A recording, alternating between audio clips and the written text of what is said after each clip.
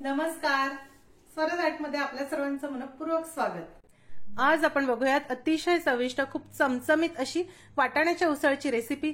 घरामध्ये जर कुठलीही भाजी नसेल तर ही वाटाण्याची उसळ मस्त खूप छान लागते। वेगळी आमटी वगैरे बनवण्याची देखील गरज नाही। उसळ सोबत तुम्ही भात, पोळी, पाव, ब्रेड काहीही खाऊ शकतात। मस्त अशी रेसिपी आहे। चला तर बघूयात आता याची कृती। वाटाण्याची उसळ बनवण्यासाठी सर्वप्रथम आपल्याला लागणार आहे 1 वाटी वाटाणे। हे वाळलेले हिरवे वाटाणे मी रात्री पाण्यामध्ये भिजत घातले होते। बघा किती छान भिजले आहे। सर्वप्रथम वाटाण्यांमधील पाणी काढून आपण हे वाटाणे स्वच्छ धुवून घेऊया। वाटाणे धुवून झाले, आता यामध्ये आवश्यकतेनुसार पाणी घालू।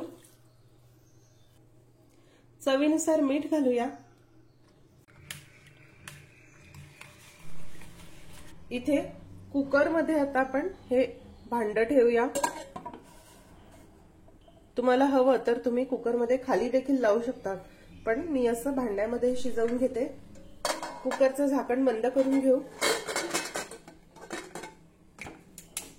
आता मध्यम आचेवर ह्याला 2 शिट्या काढू आणि त्यानंतर 5 मिनिटांसाठी मंद आचेवर वाटाणे शिजवून घेऊया।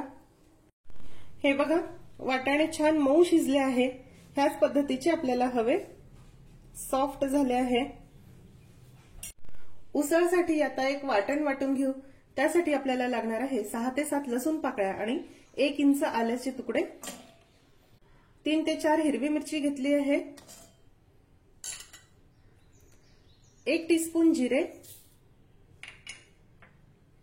थोडी कोथिंबीर घालूया। 3 टेबलस्पून किसलेलं सुकं खोबरं आणि 2 मध्यम आकाराचे कांदे। मिक्सरला आता ह्याचं छान बारीक वाटण वाटून घेऊ। हे बघा, थोडं पाणी घालून मी हे छान बारीक असं वाटण वाटून घेतलं आहे। फोडणीसाठी कढईमध्ये साधारण 4 टेबलस्पून तेल मी गरम करायला ठेवलं। तेल जरा गरम झालं की त्यामध्ये वाटण घालूया।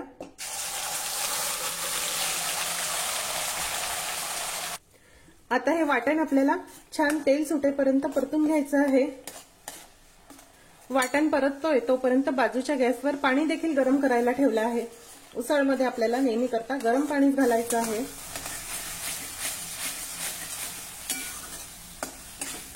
वाटण तेलावर नीट परतून घ्या, कारण आपण वाटण्यासाठी वापरलेल्या सर्वच वस्तू कच्च्याच वापरल्या आहे, भाजून घेतल्या नाही।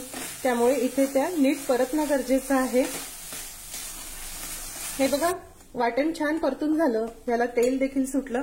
आता यामध्ये 1 मध्यम आकाराच्या टोमॅटोची अशी पेस्ट करून मी घालणार आहे।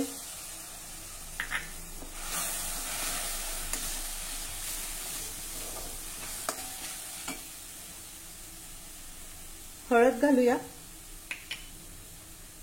1 टीस्पून धणेपूड,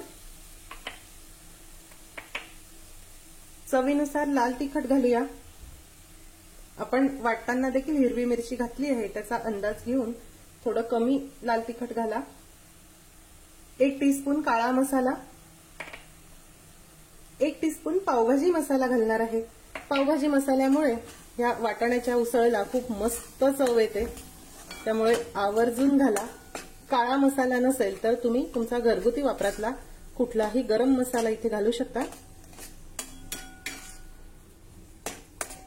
आता हे मसाले देखील 1-2 मिनिटांसाठी आपण छान परतून घेऊया। हे बघा, सर्व मसाले छान परतून झाले। आता यामध्ये गरम पाणी घालूया।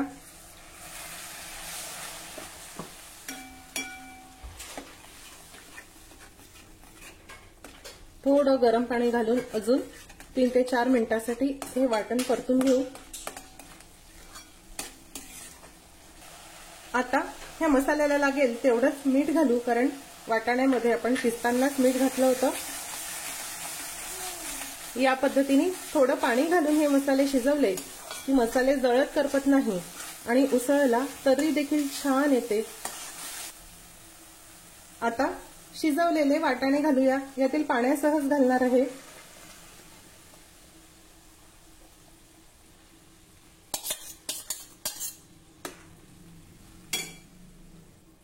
आवश्यकतेनुसार गरम पाणी घालू।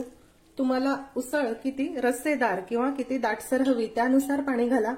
मी थोडी थपथपीतच ही उसळ ठेवते।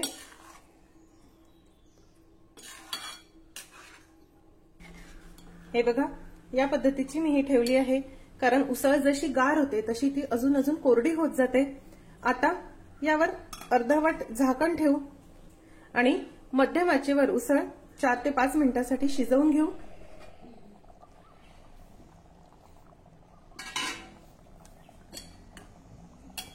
तुम्ही बघू शकता उसळ छान शिजली। आता आपण गॅस बंद करू। सर्वात शेवटी कोथिंबीर घालूया।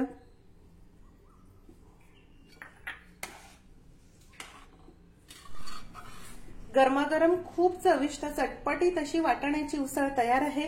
ही उसळ तुम्ही पोळी बरोबर खा किंवा गरमागरम भाताबरोबर, ब्रेड किंवा पाव बरोबर खाऊन बघा, अप्रतिम लागते। कुठल्याही पद्धतीने खा किंवा ह्या गरमागरम उसळवर तुम्ही थोडं फरसाण घालून लिंबू पिळून अशी जरी खाल्ली तरी अप्रतिम लागते। नक्की करून बघा। आजचा व्हिडिओ तुम्हाला कसा वाटला हे मला जरूर कळवा। आजची रेसिपी आवडल्यास रेसिपीला जास्तीत जास्त लाईक करायला व शेअर करायला विसरू नका। माझ्या चॅनलला देखील नक्की सबस्क्राईब करा। अशीच एक छानशी रेसिपी घेऊन भेटूया स्वराजच्या पुढच्या भागामध्ये। तोपर्यंत चवीने खा आणि निरोगी राहा।